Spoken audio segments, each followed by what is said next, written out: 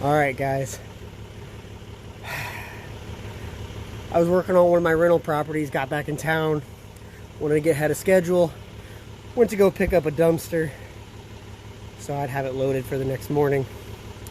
This is the thing that people don't show you, the dark side of the dumpster rental business.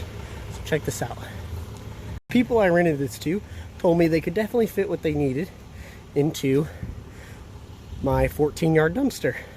I roll up, that is a gutter. There's about 4 or 5 beds in here.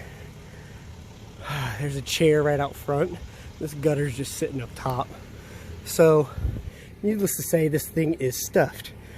The worst part is, if they lived here, I'd tell them I can't take it. I'd even dump it out if I had to. You know, you gotta do what you gotta do. This is always why you take payment first, which I did. The problem is, if you look, this house is now empty because they rented it. So this might come out a little heavy, so I might have to eat a little bit of it because I'm gonna have a sneaky suspicion I'm probably not gonna get the rest of the money. It seemed like a family member might have paid for this dumpster to get here in the first place. And so if this comes overweight, it's gonna be a little bit of a struggle probably to get the additional payment, but it is what it is, guys. This happens every once in a while. You'll get burned on one of these. You can tell them not to put it over the edge, or hey, go over the edge just a little bit because I do have a tarp, it's okay. This isn't a little bit. This is, I mean, look at that. The bed's sticking straight up. I mean, and the gutter is longer than the dumpster. So this happens. This is the part that sucks. But you know what? I'll figure it out. I'll strap them down, ratchet strap it, make sure that nothing's flying when I'm driving, and I'll dump it. Like I said, guys, that's the not so fun part. But I got a couple straps on it, but something like this, if I get burned on it and they don't pay for the remaining balance, or you know, I get to the dump and there's something in there that shouldn't be, you know, it's dark, so I didn't get a very good look at it yet.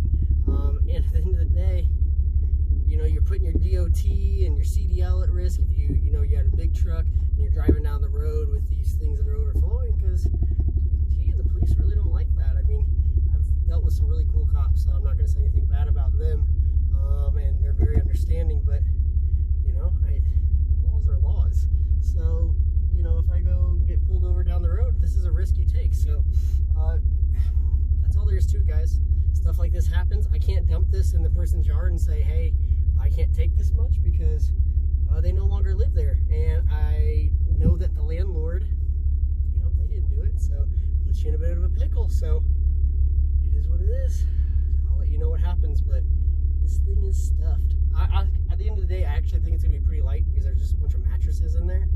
So it'll be a pretty light load. It's just overflowing, and it could have actually fit in there very easily. Somebody that had a short-sighted mind just tossed it in there in a very inconvenient and unorderly manner. If they would have stacked things properly, it would have been all right, but they must have been in a hurry, and it is what it is. All right, hopefully the next video I make isn't something that's so disappointing. Best of luck, everybody. Have a good one.